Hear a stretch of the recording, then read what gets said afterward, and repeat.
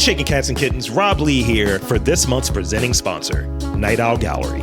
Night Owl Gallery is an intimate, artist-run exhibition space showcasing the original paintings and fine art prints of Beth Ann Wilson. Also, it features curated goods from local artists and craftsmen. You'll be sure to find one-of-a-kind gifts, handcrafted jewelry, home decor items, along with a few vintage treasures. Located in the rear of 248 South Conklin Street in Highlandtown, across from the Sally O's, Night Owl Gallery is a unique space that brings together Wilson's love of the arts, community, and culture. Additionally, Night Owl Gallery hosts an array of arts and crafts workshops throughout the year and participates in community events, many of which are free and open to the public. So in this ever-changing world, safety is their priority. So feel free to join them and hit them up online at www.nightowl.gallery. Tell them Rob Lee sent you. Welcome to Getting to the Truth in This Art. I am your host, Rob Lee, and today's guest is Chef Carlos Raba. Welcome to the podcast. Thank you for having me. So, we're here. This is the first live in-person recording I've done since February. Awesome. So this is a treat. It's sunny in here. It's in this space. I feel like movement is happening in here, so good stuff. Yeah, good room, good place to do it. I wanted to do in person because I think a conversation flows much better, like one-on-one, and I can see your face. I agree. I usually like to hide my face. I'll put on a mask. I have this, not the normal mask. I have this, what is it? It's like a demon oni that is put that on sometimes. Yeah. In the beginning of the pandemic, I was wearing that and having scaring people. Yeah, man, it was kind of a beauty and I don't know, it was the mask thing. Sometimes you enjoy it because I can't see your face, but sometimes you miss the smile of people and the expression. Sure, absolutely. I like to get away with laughing at people too. Did you see? Or talking at somebody and like they cannot read your lips. I mean, like you don't know how many people know how to read lips. It's a high percentage. Absolutely. And even when going out there and talking to people and meeting people and mentioning this podcast, and people are like, I know you from something. I was like, oh, it's this. They can't read your lips, so they don't do the connection. They're like, what'd you say? And I do move the mask a little bit and say it. But we're here for that podcast. I want to talk about your background. You have an interesting background, sir. So let's get into it. Describe your work. Describe why we're doing this right now. I mean, I guess I'm a passionate person. I love cooking. I love people. I'm a very passionate guy in jiu-jitsu as well too. I'm a black belt under Vicente Jr. and I'm a chef and owner of Clavel, which is a taqueria and mezcaleria in Remington. So I mean, I try to do the best that I can in what I do, man, and I think my passion, my drive talks to what I do. Yes, absolutely. I see the work. I've been following you on the gram, and it's like, look at that monster right there. and I've had I've been trying to get into the drink game. I'm obviously nowhere near it, but this is the best piece of it, not advice, but I guess acknowledgement that I got. So my partner, my girlfriend, loves the margaritas here. Yeah. And she was like, yours are headed towards Clavel's, but that's about it. She's like, you're not quite there, but you're headed in the right direction. Yeah. Who doesn't love a good margarita, man? I mean, this place has one of the best, if not the best that I've had. It's really good. So I want to talk about the type of cuisine that's here and how that is distinct from other quote unquote Mexican food that you'll get. Well, Mexican food is very diverse. A lot of people don't know the separation between southern Mexican food and northern Mexican food. I'm from the north, so on the north you see a lot of seafoods, a lot of meats. On the south you see a lot of grains, beans, corn. Mesopotamia to the center of Mexico grew. Up north, it didn't go that far, you know what I'm saying? So it's different cuisines, but how is it different? Well, my grandfather was from the south of Mexico. My grandmother was from the north of Mexico. So I got exposed to both of them, but not too much of the southern cuisine until I opened Clavel, and Lane had the passion with mezcal and the south of Mexico. That's when I started traveling to Mexico, and also with the knowledge of my family, having the recipes from my grandfather in Yucatan and stuff like that. So it's been a mix of everybody, and probably the something that influenced and made me proud of Mexico was me leaving the country and missing it. So I embraced that when I realized what I was missing living for 17 years in the United States, or I don't know, 15, 14, whatever it is. I always missed it. So it made me embrace more of the culture. They say that you don't miss something until you don't have it, and it's 100% true, man. I couldn't go to my country for 10 years, and the only way that I had when I was like in college and in high school with my friends to embrace them, it was the way that my family embraced me, by cooking. So yeah, it's very different because I think I never went to a culinary school, but my culinary school was my house and my surroundings. But yeah, it's just pure, proud Mexican cooking. So in it, what is it? Sinaloa? Yeah, I'm from Culiacan. Yeah, I was born in Mexico City, and then my mom moved us to Culiacan, Sinaloa, which she had her family after we had a family there, the death of my father. We moved to Culiacan, Sinaloa, where I stayed there for probably until I was 16, and then I moved to Tacoma Park as a political refugee. Gotcha. And, long story, but yeah, I was born and raised by my mom and 4 aunts and my grandmother. It was a blast. It was a lot of love. I think that's another reasons why I embrace cooking, because all my aunts cooked and they have people helping them cook, and my uncles used to get outside and drink a lot of beer and make ceviches and make carnes asadas. So they started from noon with a ceviche, peeling the shrimp, and he went to 2 a.m. with a carne asada and music, and then playing the guitar, singing to boleros. So wow. So yeah, pretty amazing. I was very privileged as a Mexican to have the exposure of that and to have that kind of love, man. That sounds amazing. As you described, it sounds like a blast, actually. Yeah.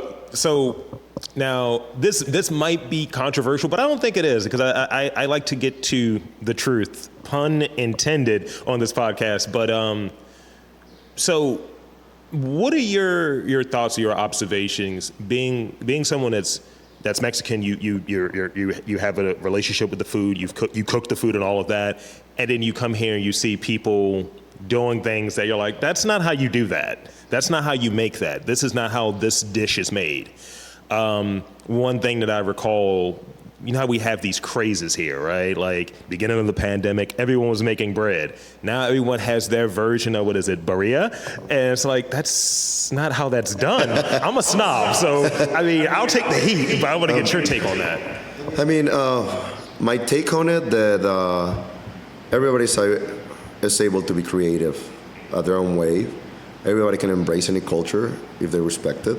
But there are boundaries to stuff, and there are stuff that you have to respect, and the cultural stuff too, and doesn't mean that you cannot do it, but if you do it with respect, and you actually take the time to know what you're doing and study what you're doing, and actually knowing the background, knowing the flavors, know why you're making it.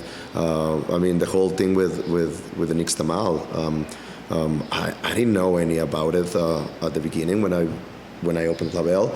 Lane was the one who was like, hey, nixtamal. I was like, what? It's like, I had the tortilla already made when I was in Mexico. You know what I'm saying? I never saw this whole process. I know it was made from corn, but I didn't want to do something just right away. So it was a lot of getting used to it, studying it, having a passion. You know what I'm saying? So having a drive so you can make it better when you, at the time you're going to do it, you have that passion and that drive, and you have the knowledge of the product. So what do I think about it? If you want to interested, like, for example, in Mexican culture, study it, learn it, love it, and you really love it, embrace it, project it in your food if you want to do Mexican food, but do it with respect. The same thing that I will do if I want to do a Japanese, or if I want to do something Chinese. I want to embrace the culture. I want to see the coexistence it has with my culture. How can they embrace each other, and then project it to my best abilities with the respect and my abilities of cooking and expressing myself through a dish.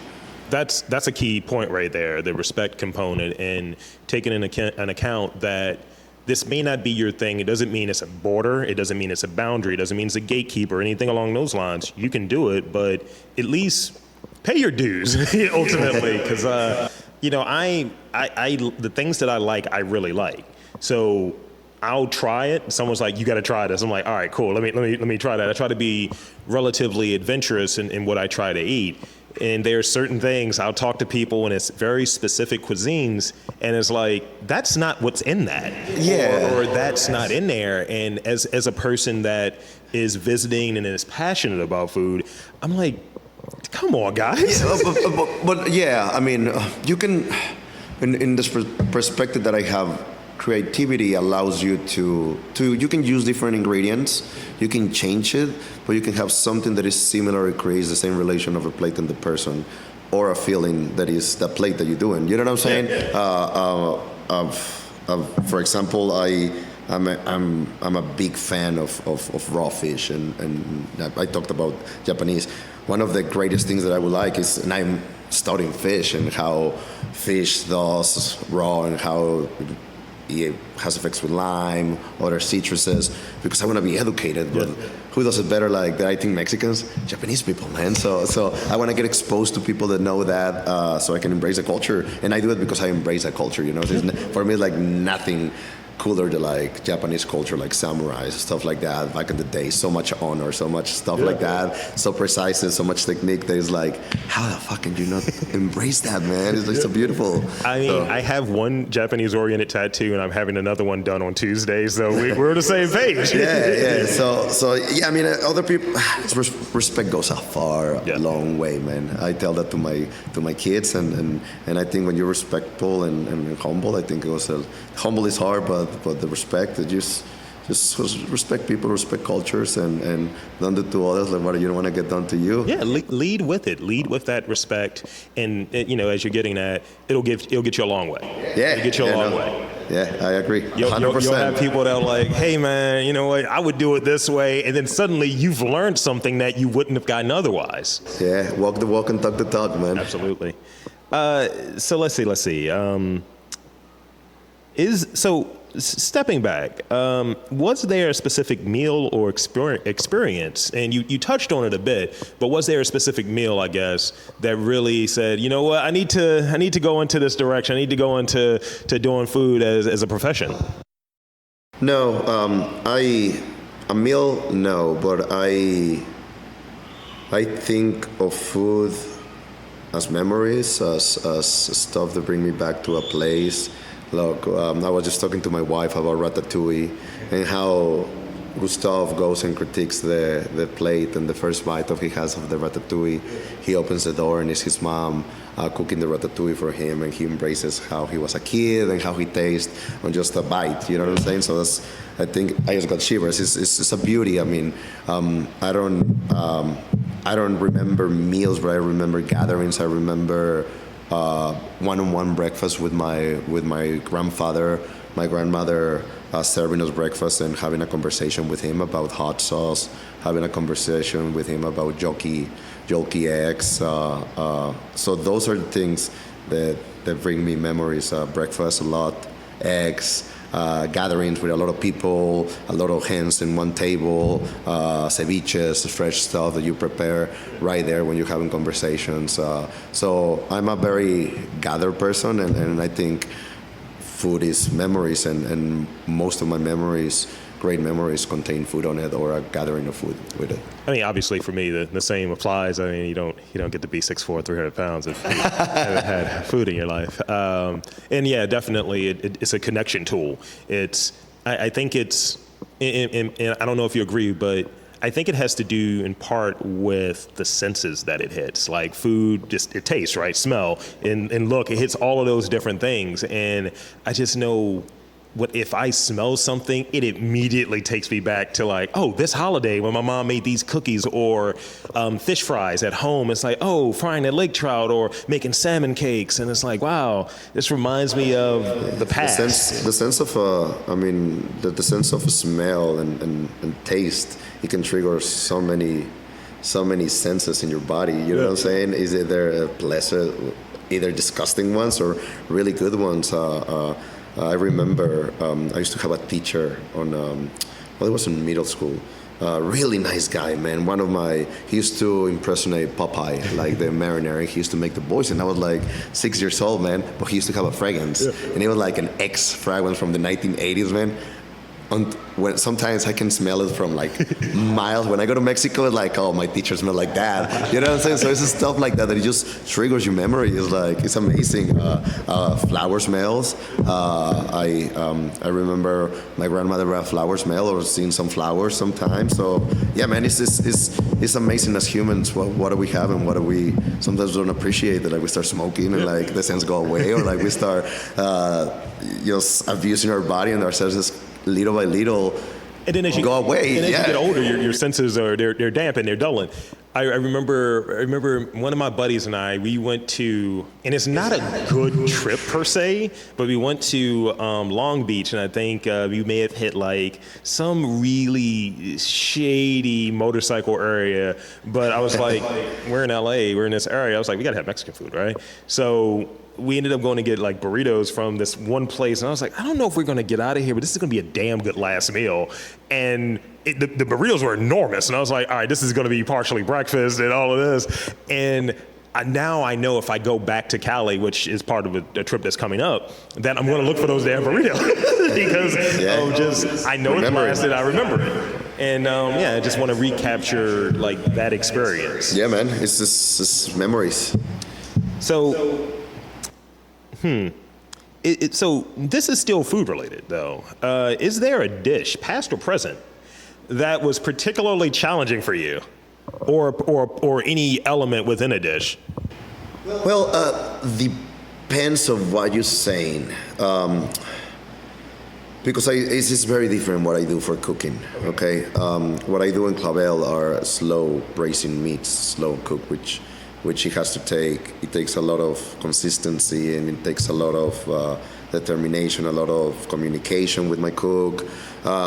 So running a operation like the Clavel is challenging because as you and I talk about memories, I want the person to come and have my taco and embrace Clavel for the first time.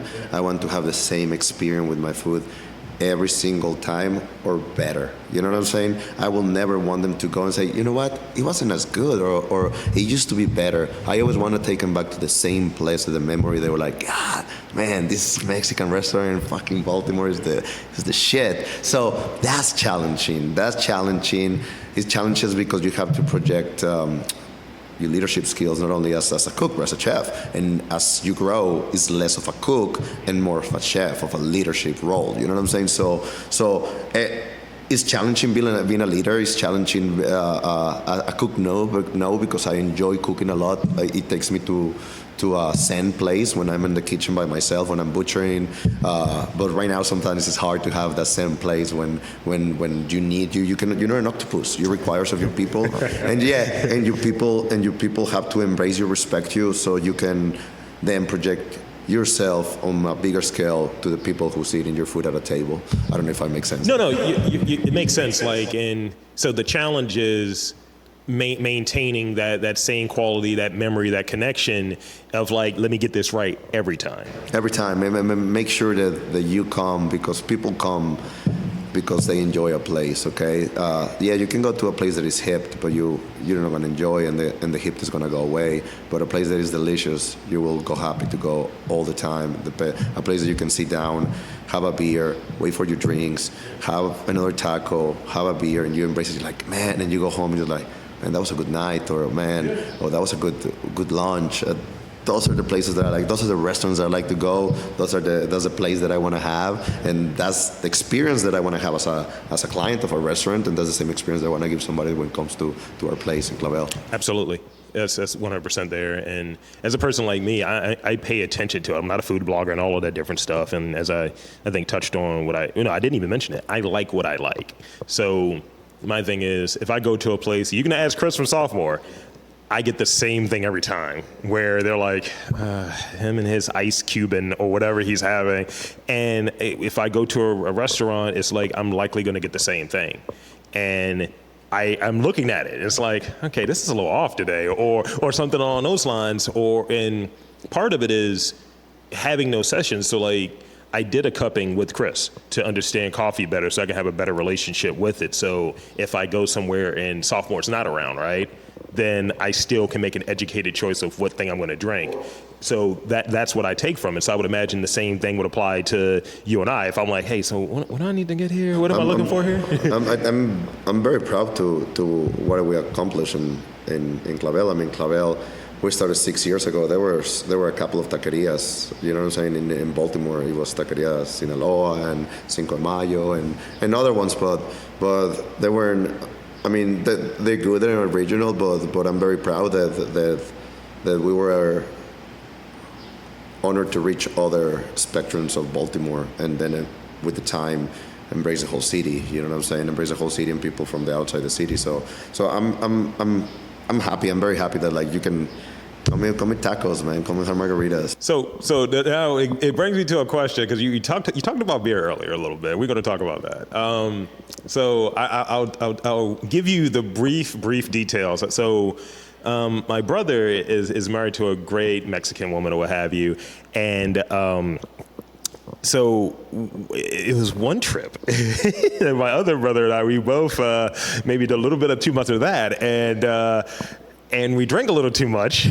So we had the craziest hangover, and my sister was like, oh, we need to go get tacos. We need to go tighten this up. And it was just this wild drink that popped up. So talk about that relationship with having either a good taco or something from a Mexican restaurant, and that relationship with having the beers and that social gathering, what that looks like. Because that's what we got in trouble with. A lot of drinking. We had menudo. We had the whole situation. I mean, the embracement of why do I embrace drinking? Do I embrace drinking? Yes, I do, because I'm a very social guy, and I like, beer.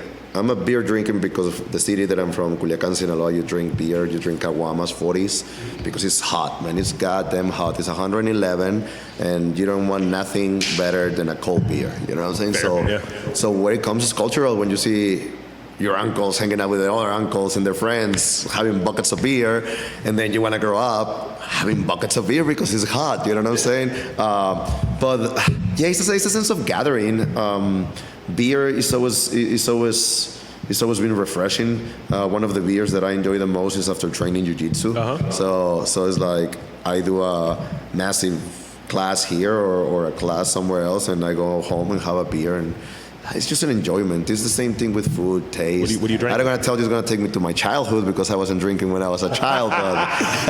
But I'm going to tell you that it takes me, when I drink a Pacifico, it takes me back when I was 16, drinking a beer with my homies in Mazatlan. So it's a kind of embracement of cultural embracement. Like the Germans drink their beer, Mexicans drink their beer, Americans drink their beer, man. It's very cultural. So yeah, it's just, you have to embrace it as food too, because it's a part of just tasting, smelling. It's that experience. Like people enjoy wine. Everything takes passion and dedication to do a good product. So if you have a good beer, embrace it. Yeah, when we do the thing literally on the weekends, it's like it's wine and beer, rosé, and I'm a snob, and I get the whole because I'll go to like Wine Source or something, right? And I'll be in there for like 20 minutes, just like, what beer am I gonna get? That's because I want to make the right decision. So what I'll do is I'll get my standards. I'll get like a Yangling. I'll get Guinness Blonde. I'll get something on those lines, right? Oh, you fancy. I drink Natty Bows in the Pacifico and a little mezcal. or if I'm feeling really fancy, I'll go Japanese and I'll get the Hitachino Nest, which is fire. And with it, I kind of like those Belgian beers. I like those lagers. And but every now and again, I like to get something that's a little exotic. Ooh, sours. See, sours haven't brought me in. I need to find a good sour then. I like sours. I go to Wet City a lot, and they have the fruity sours, man.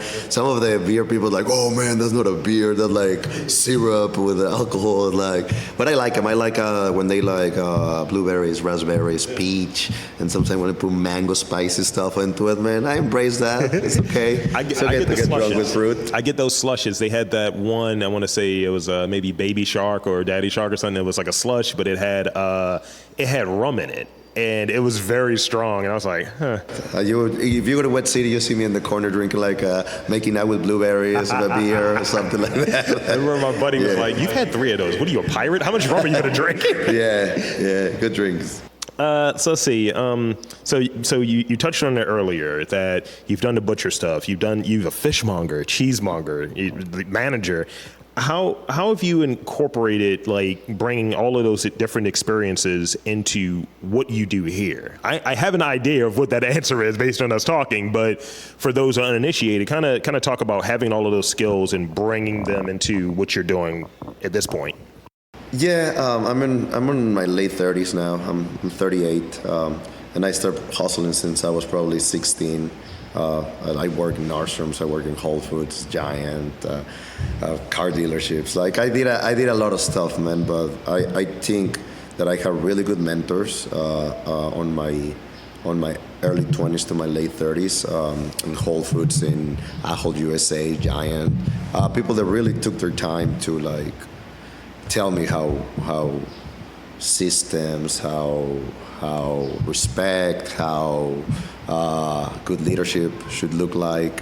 So I did a lot of listening, a lot of looking, learning, see how stuff are done, see how other stuff should not be done, and I mean I got the chance to start doing it in Clavel with Lane and our families, but yes, man, it's everything. It was something, I would say, curiosity for myself and the will of learn, because I was by myself here. I didn't want to be burdening my family or my brother. So because I was responsible for myself and he was responsible for himself. So I always wanted to succeed and not be a rock on somebody's back. So it was a challenge of how can I be better, and something that I'm doing, do it the best you can.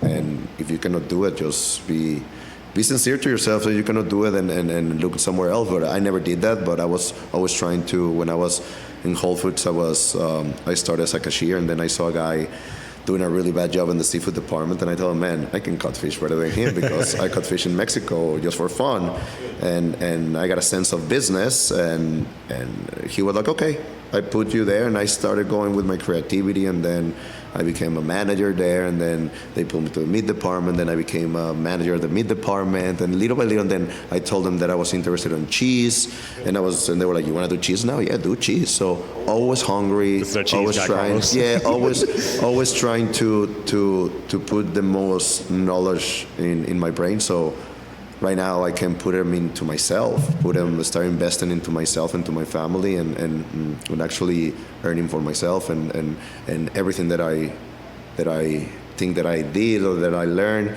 to be a good leader and to be a good chef or to be a good jiu-jitsu instructor. So everything correlates to your course, man. I mean, you can be a great cook, but if you don't have a leadership skills, you cannot run a team of 20, 30 people. You cannot be a great chef, you know what I'm saying? It stops at a point, and I think what I'm hearing in that is that you were able to have that interest and end up learning various things that just when the opportunity for Clavel popped, it was just like, oh, I know how to do that. I know how to do that as well, and I can do that.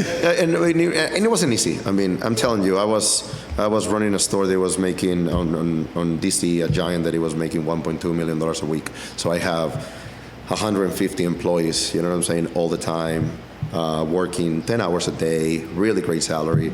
But I wasn't happy, man. There was some stuff on that industry that wasn't making me happy as a person, or there was a ladder that I climbed so high, and the next steps were what I say, floors that is going to take you more to take. There's going to be a slowdown in your life. That you were already 29, 30, okay, 32, whatever. And you're already there with people that are on their 50s, you know what I'm saying? But the next step is going to be like a district manager or like regional president. So that takes years because they're politics. They are. It's like you moved really fast, and then it's like. So yeah, and then this came. The opportunity with Clavel came. It wasn't easy. It took a lot of support. If Claudia, my wife, wasn't with me, I mean, if she didn't support me like she did, it would have not happened. I lived on top of Clavel for a year when Clavel was open with a baby. You know what I'm saying? That was not easy. So there were a lot of sacrifices, but you do sacrifices for a reason. I mean, that's why it's called a hustle, man. You got to hustle and you got to sacrifice, and then you look back, and if you fucked up, you fucked up. But if you climb the ladder and then you say, look, I struggle, and you start building a little of a history, of a legacy that I can go back to my kids, like, man, your mom and your dad were in a little room, man, with one bathroom, and you were a baby, and we're happy, and you know what I'm saying? We hustle, and then we went downstairs and had margaritas, and then had your sister, you know what I'm saying? So it's embracing that how you do it, but if you cannot do anything, but try your best. Yeah, give it the shot. Put your ass into try it. Your best. And don't lie to yourself. Yeah. I mean, there's a lot of people that I tried my. Really? Did you really?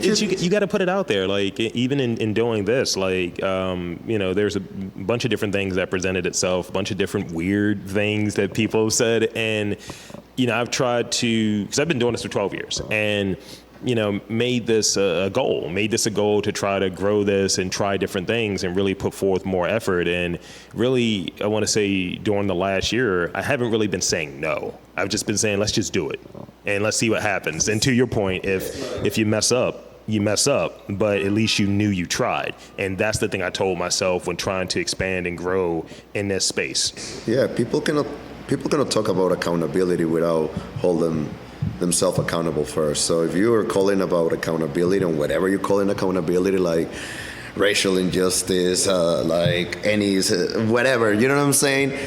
Look at yourself first. Are you practicing what you're saying? Are you preaching what you're saying? Because if you're not, the first thing that you should be protesting is to yourself in the mirror, and then when you're in peace with yourself, then start trying to project it to others with positive energy. What was that thing? Don't throw rocks at a glass. How was that whole thing? Yeah, no, yeah, man. I mean, it's hard to hold yourself accountable to the standards that you want to hold other people accountable. Because it's hard to turn the mirror back on you. It's like, you go crazy, I can see everyone else, but I can't see myself. You're doing that same bullshit, right? It's crazy. Being hard with yourself is... I try to be hard with myself, and it's hard for my family, it's hard for myself, it's hard for my friendships. You know what I'm saying? I'm not an easy guy. Sometimes it's like I seem a little cocky, but it's just accountability in a sense of reality that if I want to talk the talk, I got to stand the stand and stand to what I say and what I believe. You know what I'm saying? If I don't have that, what do I have? Be congruent with your values. Like if this is what matters to me, then do it. Otherwise, you're bullshitting. Yeah, the only thing that you're gonna take when you die is myself, and that's it, homie. It's like nothing material. And it's kind of one of those things where some people run into that, and things have changed in moving up in this podcast pursuit and doing it with that interest or whatever the thing that you're driving at, right? And I've heard different things. Oh, you're so hard to get along with, and I was like, because I'm driving towards something, and I was like, I'm very clear. Don't get in the way. Just this is what I'm doing. Don't get in the way. Just give forth the same effort, or don't get in the way. Yeah, like I say, is be kind to people. Don't be rude to people. But there's some sensitive people, man. There's a lot of sensitivity on the atmosphere right now. But truth hurts, man. Yeah, but as you said, you do it with love and caring and respectful. Yeah. So I got a few more questions before we wrap up here, because we're getting into it. So let's talk about Guardian a little bit. So Guardian, what is it? What do we got? Guardian is a passion of one of my brothers, Ben Kovac, and myself, and a lot of people surrounding our jiu-jitsu community. Jiu-jitsu is a sport that puts you into places that no other sport does. because somebody looking to choke you, somebody looking to break your arm, it's always somebody looking to take you down and control you. And as humans, we don't take control. We don't take control. Our brain doesn't take control well. So jiu-jitsu puts you in places that other sports don't put you. Team sports don't do it. Boxing doesn't do it. MMA doesn't do it, because you cannot train those sports 100%. Meaning, I cannot go and train boxing with you to 100%, because if I train 100% every time I go sparring, I'm gonna go.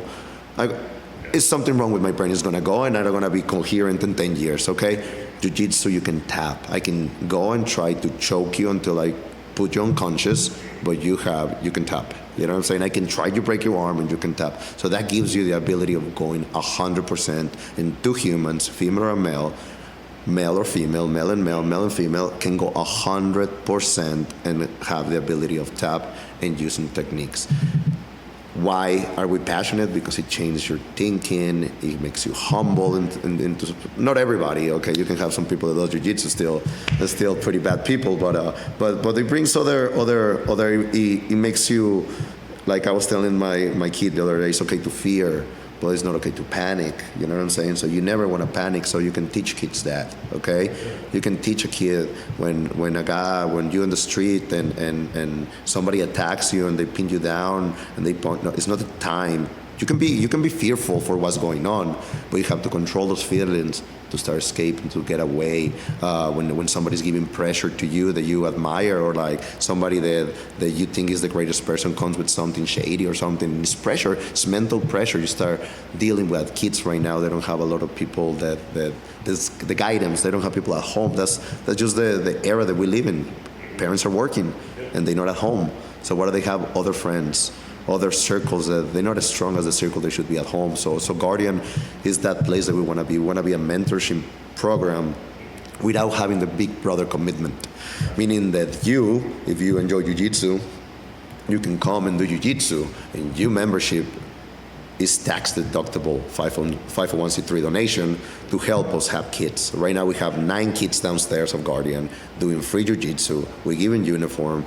They come here, the parents sit down, sees them, we get them tired, they go home, they learn how to defend themselves, they learn how to self-evaluate surroundings, okay? They learn how to deal with their feelings when they feel pressure, when they feel anything. So, and more important, they start embracing their community, man. I want to have people from the Hopkins side, from people from the Bridge and East Side, and their kids here rolling. Everybody has issues, they different issues. Doesn't mean because you have money, your kid doesn't have worse issues than the kid that doesn't have money. We all face different issues at different levels, but they still issues that affect us as humans. So that's what I want to have here. Is jiu-jitsu helped me a lot, and with Guardian is the only way that we can put it through the community, and what range of people need the most help in Baltimore is our youth, our kids, man, from 4 to 17, 18. I'm trying also to do a program for kids over 20, 25, because I think it's very irresponsible claiming adult when you're at 20, 21, 5, when you need the most. I talked to you probably 10 minutes ago about how the mentors on my 20s were so important. But when you don't have a mentor and you have a corner, or you have a group of friends or the same people of the same age, there's no developing there, okay? I find talking to people because people either think once I tell them how old I am, they're like, oh shit. And I was like, I'm 36. And, people think I'm younger than that, but I find myself having these conversations with these 20-somethings, and then I do that thing, and it's like, yo, there's a lot of pressure for you to have this shit figured out at like 22, 23. And it's like, I knew nothing then. And then just think about that. Like myself, I said earlier too, I'm a privileged Mexican because I have private education, and I have a great family that raised me, and then I had great mentors. But just think about growing in a city, like even in my city in Culiacan, Sinaloa, without the virtues that I had, it will be pretty hard. I wouldn't have the doors open like they open for me. The same thing in Baltimore. Every time that somebody asks me why do I like Baltimore, it resembles my city. It's a city that struggles. It's a city that needs support, but the support it comes within the community, and I'm part of the community as I be doing the same thing in Culiacan, in my city in Mexico. I will embrace in the community because my family did that. You know what I'm saying? So what is Guardian is a reach out of me and Ben to the community of what we enjoy the most, and is jiu-jitsu. So what helped me the most, or the things that has helped me and shaped me to the man that I am, I've been doing it 14 years. What better way to do it to show you and embrace it to you? And like the food, man, is the same thing. I have the same enjoyment. Like when I go downstairs and I see kids trying to do judo throws and double leg takedowns and going to an armbar, that makes me happy because I know if somebody picks at them in school, they can say, hey, stop messing with me. And then if they mess with them again, say, hey, no, please, man, stop. But then when they get physical, these kids are going to be able to take it down, okay, control the situation, tell them, hey, if you don't chill, I'm going to choke you, man. Or if you don't chill, man, I'm gonna pin you down until the teacher comes or the police comes. And then we tell them all the time, get up, stretch your hand, pick them up, and then what happens? You have a friend. But if you get the kids, like a lot of people talk about boxing and stuff like that, if you answer violence with violence, you only get violence, okay? But if you answer violence with control and dominance, and you are mature enough to tell the person to stop, get up, and say, if you don't stop, I'm gonna take you down, dominate you again, but I don't wanna do that, can we become friends? And then you pick them up and let them go. That's very different. To me, the way that you're describing it, and I've never heard it described in that way, but it makes a lot of sense. It's like a version of problem solving to me. It's like advanced problem solving, and then that is jiu-jitsu is like a chess. It's a chess match. It's a one person doing a move, and the other person countering the move to get a better position on the person. So ultimately, what we can do is put someone in a go-go platter, right, and then get like a margarita. Is that what you're describing? And you actually touched on one of my last questions, actually. So I guess the final question I have before we get into shameless plugs and all of that good stuff. Any final thoughts of just Baltimore and like just what you think people should know about Baltimore for those listening? Because we have people who are from here that listen, and we have people who are from outside of Baltimore who have no idea what's going on. Like earlier, you made a comparison to Baltimore and to your hometown, and like people wouldn't think of that's a comparison. So that would be something new for people. But what would be your thoughts if someone's like, "Tell me about Baltimore"? Baltimore's a raw city. I would say it's a city that is very, what I mean with raw is very in touch with its community, and it's not easy to live into, but it's joyful to live into because the struggles, I think, brings strength in cities too, because we're humans. I mean, when humans struggle, it's natural for us to get together and become stronger. That's what I believe. But I think Baltimore is a city that you have your pockets of community and your pockets of friendships and the pockets of artists, the pockets of cooks, of creatives or entrepreneurs that is new to this generation and it's embracing. It's good because you see change. This is a city you can come and make a change. If you're a person that you're looking to make a change of an impact and you have a good vibe, I think Baltimore is a great city to do that, to have opportunities and to actually, if you have a passion, that you can project into another people in a positive way.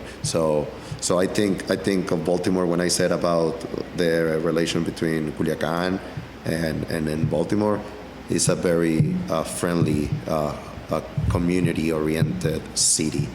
Small. I like small towns, okay? Same. It's a city, small town. It has his good stuff, it has his bad stuff, but there is always a face. Oh, it's like, or a hose hat, or like, you know what I'm saying? Like that when I ever go to a stadium of baseball, I'm a big baseball fan, and you go, I don't know, to Boston, and then when they we're like, there's somebody from Baltimore.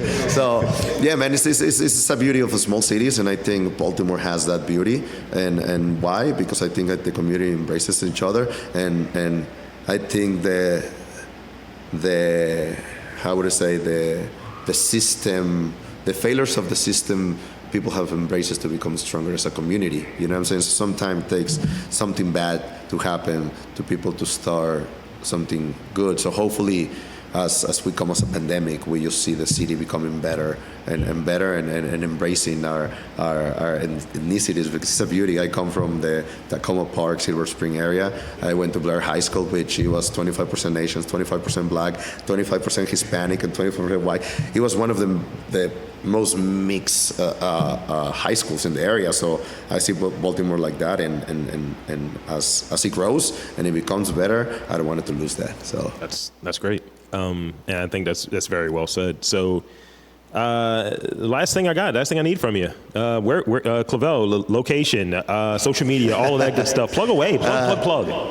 So yeah, it's bar Clavel, bar _ Clavel. We are at 225 and West 23rd Street in Remington. Pink corner, you cannot miss it. It's a pink building in the middle of nowhere. Come enjoy the food, enjoy the drinks, enjoy the staff. We all do it with a lot of passion and love. 2 doors down on Huntingdon, we have Guardian. It's a 501c3 where we provide free jiu-jitsu, free uniform for kids 4 to 17. That's it. Come to Baltimore, enjoy it. Nothing else. Enjoy the good food and the good vibes. Yeah. So, thank you. So for Carlos Raba, thank you so much. Thank you, man. My pleasure, man. Always. I'm Rob Lee, saying that there's art in and around Baltimore. You just got to look for it.